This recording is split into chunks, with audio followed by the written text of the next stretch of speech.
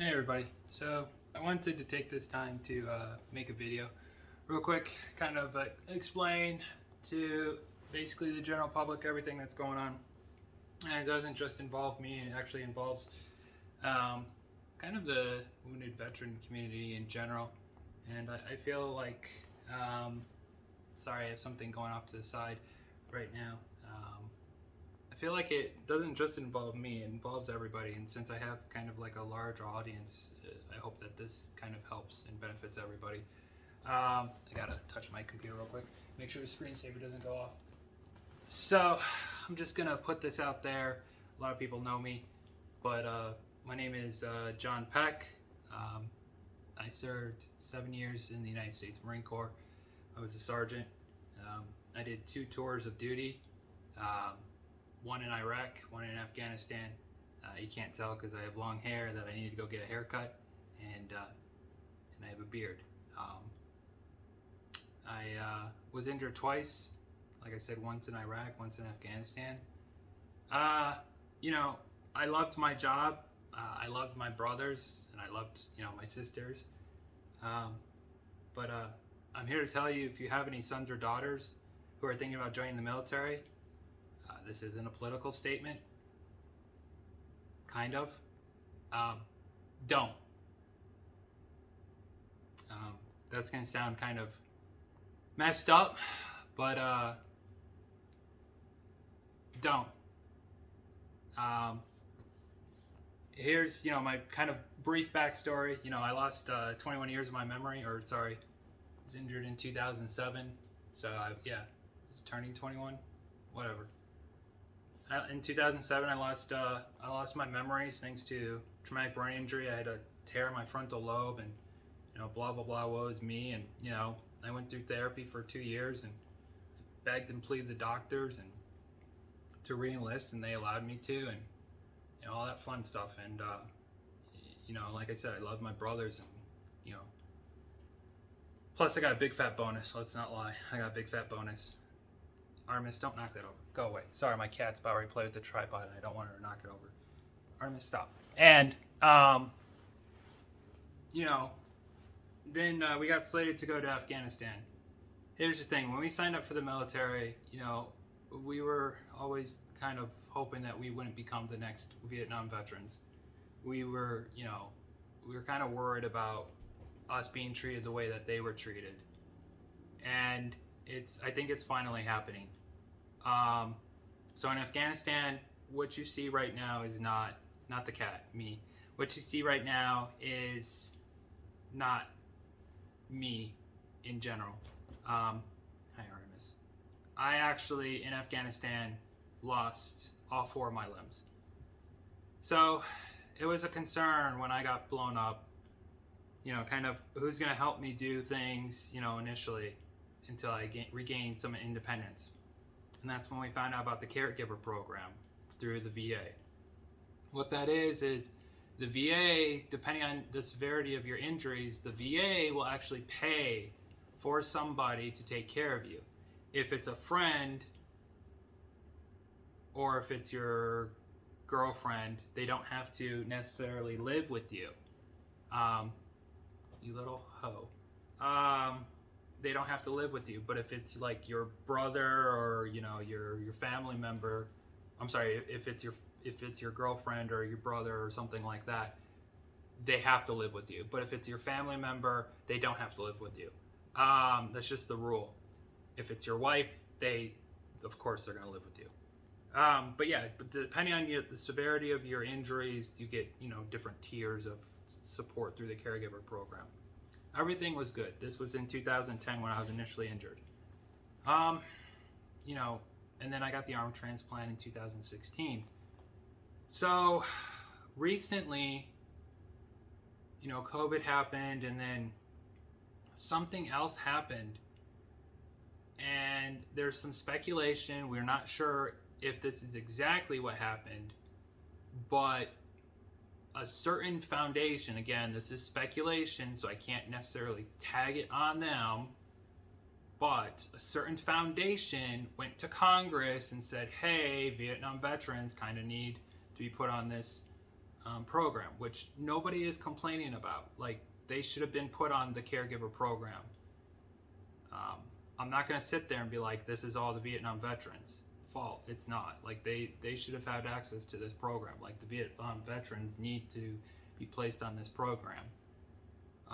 They should have been on there initially. And Congress said, okay, cool, we need to have them on there. Of course, I'm paraphrasing, but you know how that goes. And, you know, it got signed, it got approved, whatnot. I believe the Elizabeth Dole Foundation was the one to negotiate this deal, which is great. But something happened, and now they've gone and changed the rules. They did this last year, and now the rules are changed. So I'm seeing guys with double amputations, and I believe quite a few triple amputees are getting kicked out. And I actually believe I'm next. So I put it, believe it or not, yes, I'm still on Facebook. I actually put it on Facebook that a quad's getting kicked out, and somebody tried to correct me saying, well, technically you're a double. First off, I'm not technically a double, and if you're going to fight me on that, I will put you in your place. And if you're going to throw a pity party and say, oh, well, my paper cut single amputation is nothing compared to you, I never ever will refer to anybody's injury as a paper cut. I never will ever call anybody's, whatever they've been through, a paper cut.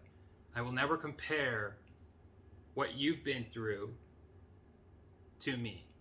I will never ever do that. That is not something I do. That is something that certain people will do, and I'm not going to disclose their name, but I will never refer to your injury or what you've been through, high armist, yes, to a paper cut. That is not me. That is somebody else. I will never call what you've been through a paper cut. I'm just putting that out there. Do not throw a pity party for yourself and call it a paper cut once I correct you. And I am not a double amputee, because if I was, I would not have to take immune suppression medication for the rest of my life, nor would I have to deal with rejection for the rest of my life, nor would I have to worry about dexterity issues. Do not ever call me a double amputee. Because if I would gladly have my arms back, and I would put full sleeves on my arms. Yes, that is a priority, for full tattoo sleeves. Come on, just stop. A little camera whore. But look, so I'm having double amputees and triple amputee friends getting kicked off this program. And like I said, they've changed the ruling that's saying like a consecutive 6 months of care with active daily living tasks. And it's not, it's basically, it's just, it's impacting a lot of families, especially right now. I know. It's just impacting a lot of families right now because, one, I guess we're kind of still in this middle of the global pandemic, but I'm not really going to say that because it's just, eh. And then two, the biggest factor is, not the biggest factor, but one of the highest factors is we are in a super high rate of inflation.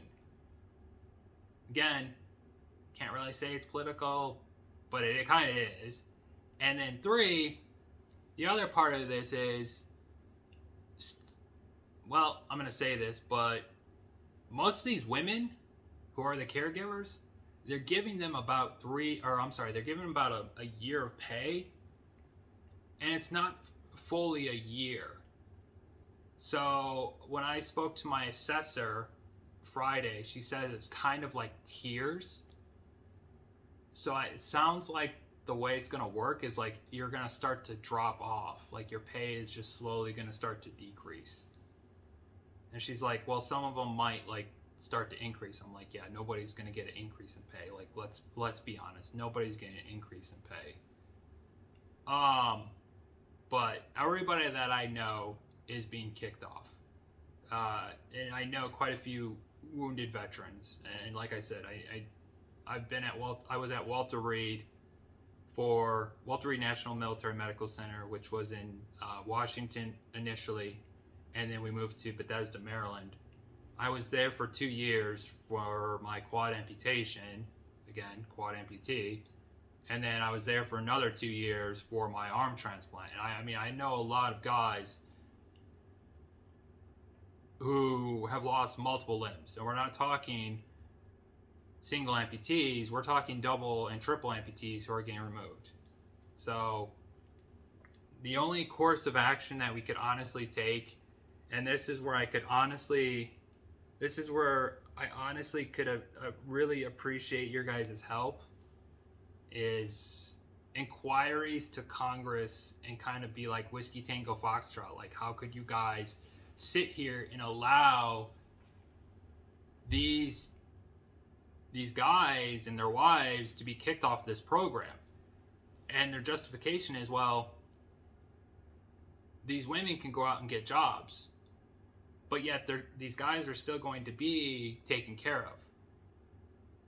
But the thing is some of these guys still need somebody around to do certain tasks. Like, for instance, one of my buddies, he was mowing the lawn, and all of a sudden the lawnmower broke down, and he's just sitting in the middle of the lawn, and he's like, my wife's at work because she's no longer my caregiver, therefore she's not getting paid, but yet we need that supplemental income to pay for, like, I almost said ADLs, to pay for our house now that we don't have her caregiver income.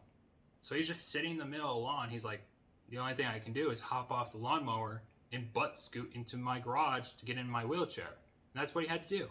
He doesn't live like in a little like neighborhood. He lived like, I think, on 2 acres of land.